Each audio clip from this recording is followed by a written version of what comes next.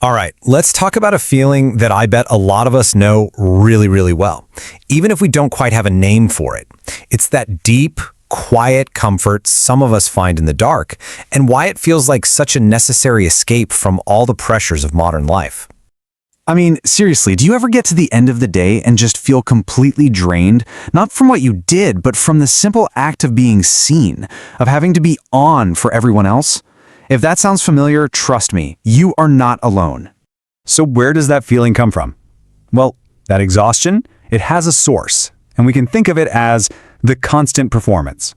Because when you really stop and look at it, our daily lives have kind of become a stage.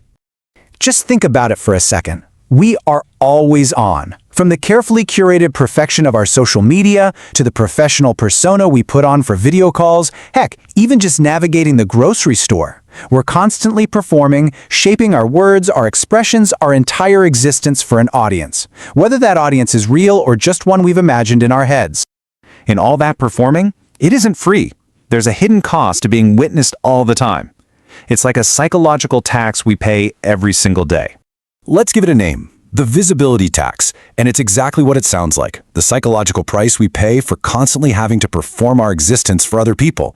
It's the mental and emotional energy we spend just by being seen. And that bill, it definitely comes due at the end of the day.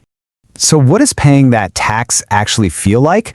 Well, it's that deep exhaustion that's more than just physical, right? It's that low-level hum of anxiety, that constant feeling of being judged, and maybe worse of all, it can make you feel completely disconnected from your true self because you've spent the entire day just playing a part. But what happens when the show's finally over, when the lights go down? That's where we find our release. That's when we get what we can call a curtain of darkness. Now, this completely reframes how we think about darkness. It's not an absence of light, it's the presence of privacy. It's a real, tangible boundary, a curtain that finally falls, signaling to our minds and our bodies that the performance is over. You can finally exit the stage. And that shift is profound. During the day, on the stage, we're witnessed, we're performing, we're constantly on display. But in the sanctuary of night, we become unseen. We can be authentic, and finally, we can be at rest. We trade performance for presence. This brings us to something really important, the person you get to be when that curtain falls, your invisible self. And this is the heart of it all. When the audience is gone, the need to perform just vanishes. All that energy you were spending on being seen can finally be turned inward. You don't have to do anything.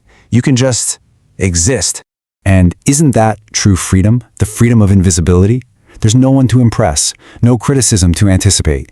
In that quiet space, your real thoughts and your real feelings finally have room to breathe. It's in these unwitnessed moments that you get the chance to remember who you really are. This just says it all, doesn't it? It's not about escaping the world. It's about returning to the one person you're with all the time, yourself. Okay, so this all sounds amazing, right? But how do we find this relief? How do we consciously draw that curtain and create these moments of sanctuary in our own busy, chaotic lives?